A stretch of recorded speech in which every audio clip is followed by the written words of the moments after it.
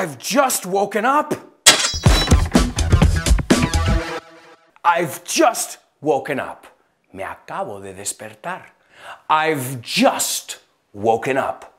Cuando queremos decir en inglés, acabo de hacer algo, decimos I have just, participio. I have just woken up. Eso es. Me acabo de despertar. I've just woken up. I have se contrae. I've just woken up. I've just taken out a pen. Acabo de sacar un boli. I've just, ¿ves la contracción? I've just taken out a pen.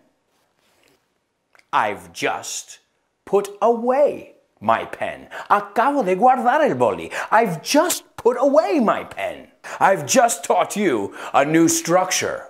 So study, or else, porque si no, or else study. I've just warned you. Now I'm serious. Bye-bye. I've just said goodbye. Bye. Go.